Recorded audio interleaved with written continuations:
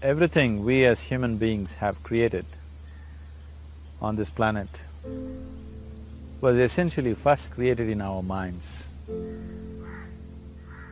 All that you see, which is human work on this planet, first found expression in the mind, then it got manifested in the outside world. So one thing we need to understand is, the wonderful things that we have done on this planet and the horrible things that we have done on this planet, both have come from the human mind. So if we are concerned as to what we create in this world, it's extremely important that first of all we learn to create the right things in our mind, how we keep our minds. If we do not have the power to keep our minds the way we want it, what we create in the world is also going to be very accidental and haphazard. So learning to create our minds the way we want is the basis of creating the world the way we want. There is a wonderful story in the yogic lore. On a certain day, a man took a walk. He went for a long walk. Accidentally, unawares, he walked into paradise. Fortunate, isn't he? He just took a walk and he landed up in paradise. After this long walk, he felt little tired. So he thought, oh, I'm tired, I wish I could rest somewhere. He looked around, there was a nice tree, underneath which there was very cushiony grass. So it was inviting. He went and put his head down there and slept. After a few hours he woke up, well rested, and he thought, oh, I'm well rested, but I'm feeling hungry, I wish I had something to eat. And he thought about all the nice things that he ever wanted to eat in his life. And instantly, all those things appeared in front of him. You need to understand, there the service is like that. Hungry people don't ask questions. Food came and he ate. Stomach became full. Then he thought, oh, my stomach is full, I wish I had something to drink. All the nice things that he ever wanted to drink, he thought about it and all of them just appeared in front of him. Drinking people also don't ask questions, so he drank. Now with a little bit of alcohol in him, you know Charles Darwin told you, all of you are monkeys, your tail fell away. Not me, Charles Darwin told you that you were all monkeys and your tail fell away and then you became human. Yes, definitely the tail fell away, but the monkey… In yoga, we always refer to an unestablished mind as markata, which means a monkey. Why we are referring to the mind as a monkey is, what are the qualities of a monkey? One thing about a monkey is, it's unnecessary movement. And another thing about the monkey is, if I say you're monkeying somebody, what does it mean? Imitation. Monkey and imitation have become synonymous. So these two essential qualities of a monkey are very much the qualities of an unestablished mind. Unnecessary movement, you don't have to learn it from the monkey, you can teach it to the monkey. And imitation is full-time job of the mind. So when these two qualities are on, a mind is referred to as a monkey. So this monkey became active within him. He just looked around, thought, what the hell is happening here? I asked for food, food came. I asked for drink, drink came. There must be ghosts around here, and ghosts came. Oh, the ghosts have come, they're going to surround me and torture me, he thought. Immediately the ghosts surrounded him and started torturing him. Then he started screaming in pain and said, oh, they're going to kill me, and he died. Just now he said he's a fortunate being. The problem is, he was sitting under a kalpa vriksha or a wishing tree. He asked for food, food came, he asked for drink, drink came, he asked for ghost, ghost came, he asked for torture, torture came, he asked for death, death happened. Now don't go looking for these kalpavrukshas in the forest. You can barely find a tree these days. A well-established mind, a mind which is in a state of samyukti, is referred to as a kalpavriksha. If you organize your mind to a certain level of organization, it in turn organizes the whole system. Your body, your emotion, your energies, everything gets organized in that direction. Once all these four dimensions of you, your physical body, your mind, your emotion and the fundamental life energies are organized in one direction, once you are like this, anything that you wish happens without even lifting a little finger actually. It would help to assist it with activity, but even without doing any activity, you can still manifest what you want if you organize these four dimensions in one direction and keep it unwavering in that direction for a certain period of time. Right now the problem with your mind is, every moment it is changing its direction. It is like you want to travel somewhere and every 2 steps if you keep changing your direction, the question of you reaching the destination is very remote unless it happens by chance. So, organizing our minds and in turn organizing the whole system and these 4 basic dimensions of who you are right now in one direction, if you do this, you are a kalpavruksha yourself. Anything that you wish will happen. But right now, if you look at your lives, everything that you have wished for till now, if it happens, you have finished. Everything and everybody that you have desired for, if all of that lands up in your house today, could you live with that? So if you want to become empowered, it is also important that you become responsible as to what you ask for and what you don't. Right now the world's situation is just this, we are hugely empowered with technology. Today it doesn't take six billion people to destroy this planet. One man by pressing the wrong button can destroy the whole planet. When we are empowered like this, it's very important that our physical action, emotional action, mental action and energy actions are controlled and properly directed. If it is not so, we become destructive, self-destructive. Right now, that is our problem. The technology, which is supposed to make our life beautiful and easy, has become the source of all the problem that we are destroying the very basis of our life, which is the planet. So what should have been a boon, we are making a curse out of it. What has brought incredible levels of comfort and convenience to us in the last 100 years or so has also become a threat to our life simply because we are not conscious action, we are in a compulsive state of action. So organizing our minds fundamentally means moving from a compulsive state of activity to a conscious state of activity. You might have heard of people for whom they asked for something and beyond all expectations it came true for them. Generally this happens to people who are in faith. Now, let's say you want to build a house. If you start thinking, oh, I want to build a house. To build a house I need 50 lakhs, but I have only 50 rupees in my pocket. Not possible, not possible, not possible. The moment you say not possible, you are also saying I don't want it. So on one level you're creating a desire that you want something, on another level you're saying I don't want it. So in this conflict, it may not happen. Someone who has some faith in a god or in a temple or whatever, who is simple-minded, faith works only for those people who are simple-minded. Thinking people who are too much thinking, for them it never works.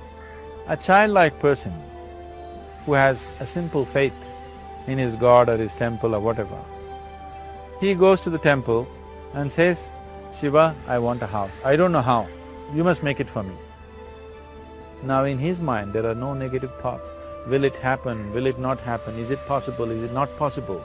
These things are completely removed by this simple act of faith. Now he believes Shiva will do it for him and it will happen. So is Shiva going to come and build your house? No, I want you to understand, God will not lift his little finger for you. what you refer to as God is the source of creation. As a creator, He has done a phenomenal job, there's no question about it. Could you think of a better creation than this? Is it in anybody's imagination to think anything better than what is there right now? So as a creator, He has done His job wonderfully well. But if you want life to happen the way you want it, because right now, the very crux of your happiness and your well-being is this. If at all if you're unhappy, the only and only reason why you're unhappy is life is not happening the way you think it should happen. That's all it is. So if life is not happening the way you think it should happen, you're unhappy. If life happens the way you think it should happen, you are happy. It's as simple as that. So if life has to happen the way you think it should happen, first of all, how you think, with how much focus you think, how much stability is there in your thought, and how much reverberance is there in the thought process will determine whether your thought will become a reality or is it just an empty thought. Or how you do not create any impediments for your thought by creating negative thought process. Is something possible or not possible? Is destroying humanity. What is possible and not possible is not your business, it's nature's business. Your business is just to strive for what you want. Right now you're sitting here. If I ask you two simple questions, I want you to just look at this and answer this. Right now from where you're sitting, can you just fly off? You say no. Right now from where you're sitting, can you get up and walk? You'll say yes. What is the basis of this? Why you say no to flying and yes to walking? Because past experience of life, many times you've gotten up and walked, never did you fly off. Or in other words, you're using the past experience of life as a basis for deciding whether something is possible or not possible. Or in other words, you have decided that what has not happened till now cannot happen in your life in future. This is a disgrace to humanity and the human spirit. What has not happened till now on this planet can happen tomorrow. Human beings are capable of making it happen tomorrow. So what is possible and what is not possible is not your business. That is nature's business. Nature will decide that. You just see what is it that you really want and strive for that. And if your thought is created in a powerful way, without any negativity, without any negative thoughts bringing down the intensity of the thought process, it will definitely manifest. The whole existence today, modern science is proving, is just a reverberation of energy. It is a vibration. Similarly, your thought is also a vibration. If you generate a powerful thought and let it out, it will always manifest itself. So generally, people are using faith as a means to remove the negative thought. Today, once you have become thinking human beings, your faith is not too deep. It doesn't matter how much faith you think you have, somewhere doubts always crop up. Right now, the way your minds are made, this moment, if God appears right here, you will not surrender to Him. You will want an investigation whether He is really God or not.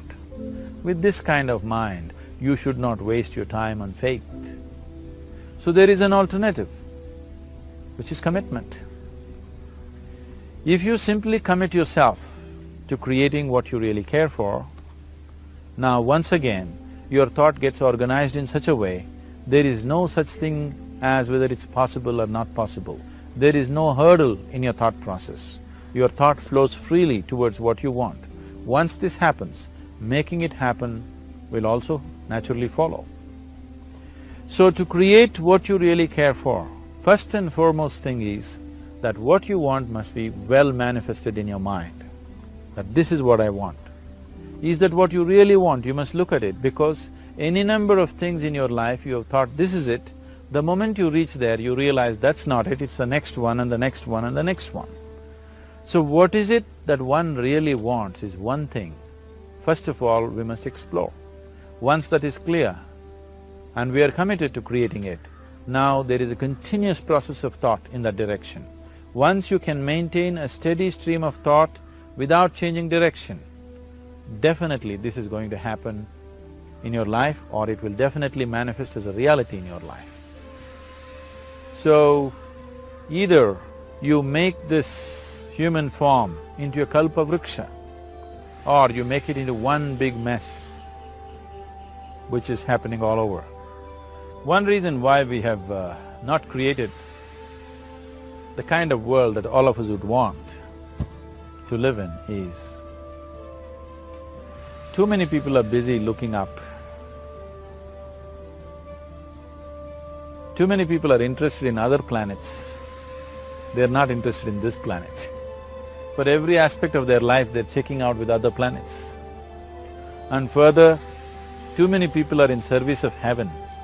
They're not on service of this earth. I think right now we need people who are in service of this earth, not heaven. I believe if heaven is closer to divine than where we are, if that is so, I believe they're a little more organized than us, they don't need help from us. This has been a major problem on the planet. Anything that is valuable for a human being, anything that is good, the highest aspects of human life have unfortunately been exported to heaven. For example, if you say love, people say God is loving. We do not know whether God is loving or not. Human beings are capable of love. It is very, very important that people understand human beings are capable of love, human beings are capable of compassion, human beings are capable of joy and blissfulness. All the good things that are possible for a human being, unfortunately have been exported to heaven. If we want to create the kind of world that we want to, we need to understand whatever you refer to as God, the idea of God has entered our mind only because we have seen creation around us. Because there is creation, we have assumed a creator. God is a great creator. What you refer to as God is a source of creation. That source of creation has not failed us, has done a fantastic job. But now the question is about management. If you want to leave the management in the hands of the Creator, He will manage it in His own way, according to His agenda. But that's not what you want. You want life to happen the way you want it. Now, for example, let's say all of you here are the India soccer team for the next World Cup, and I am the coach. So these next 4 years, everything that you need to know about football is taught to you. Everything that I know about football is poured into you in so many ways. Now, the time to play the match has come. You're on the field and the ball comes near your foot, but you look at me, then it's no good. You've seen those coaches sitting there and boiling, nothing happens. Because now, once you're on the field, it's your job. So this is the same thing. The Creator has done a fantastic job. Now you're here.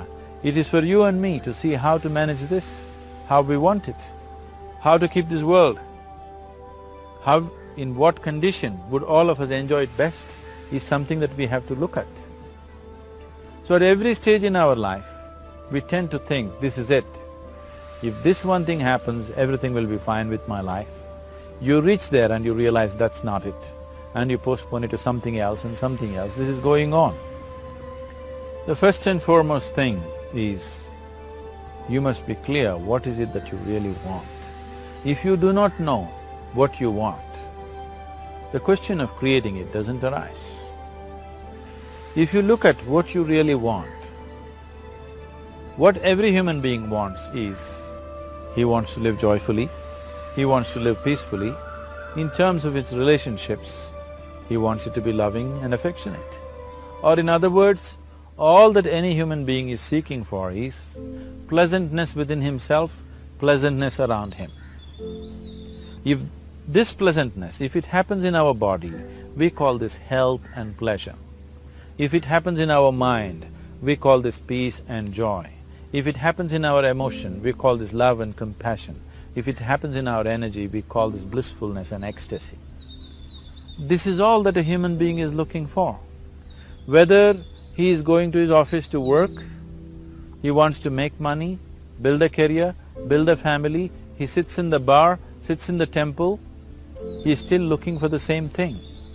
Pleasantness within, pleasantness around.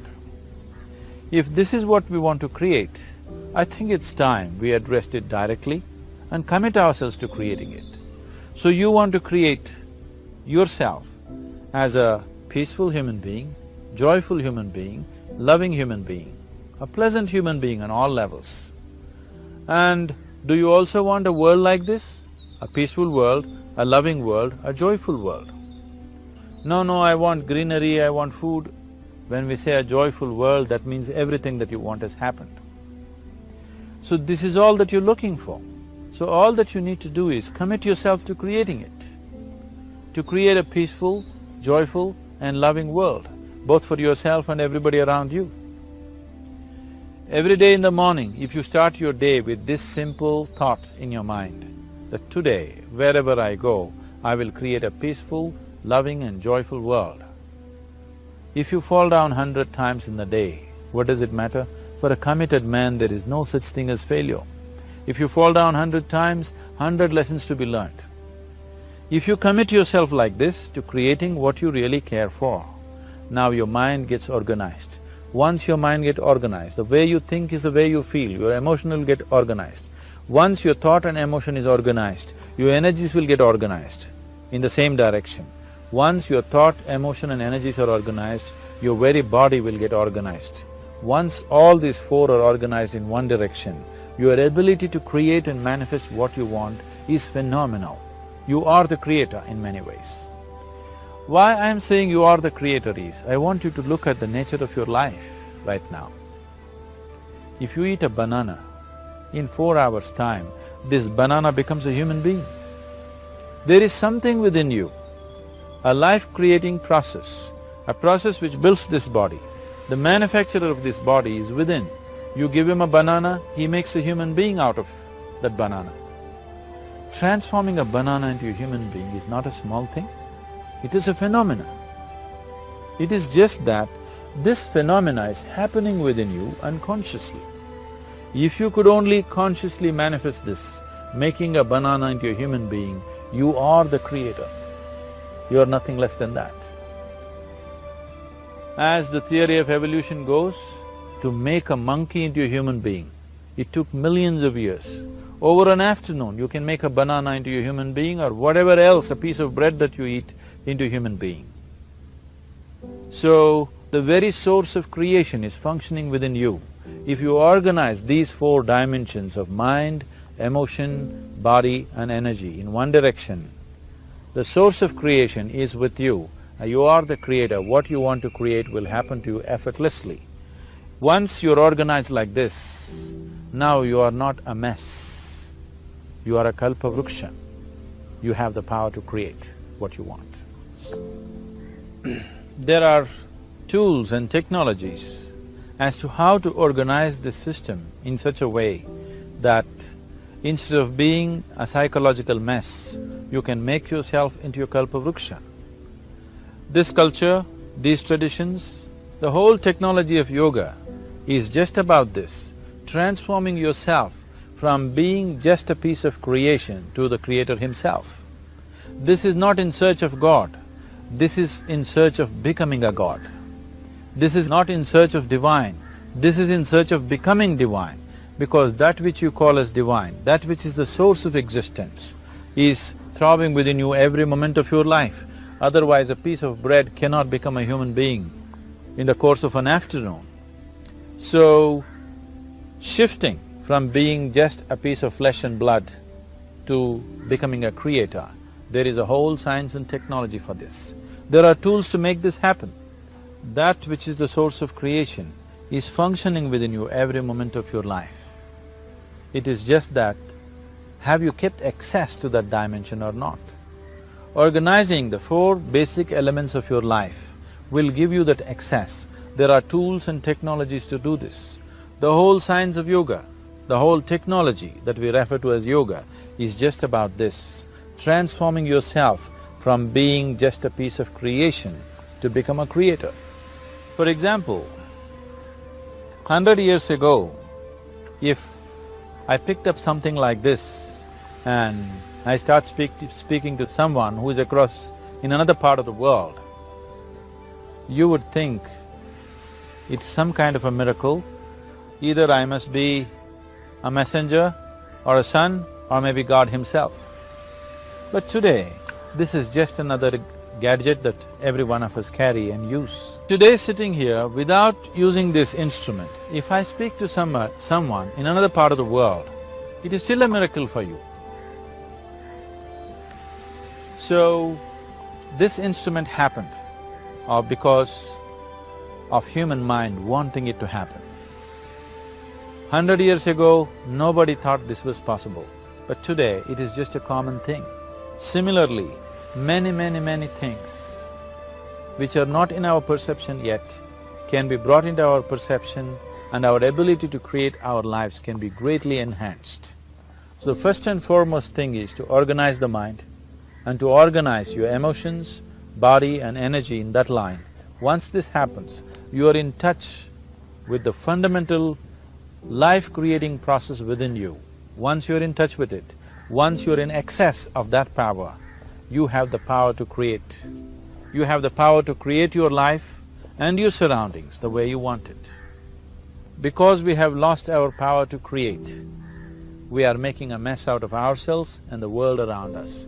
If we operated as the true creator, as it is operating within us, creating this body for us, if we could create our lives with the same sense of organization and sense of purpose, this world and the human being would be in a completely different state. It is my wish and my blessing that every human being in this world should have this access to the source of creation within himself, so that he can function here as a creator, not just as a piece of creation.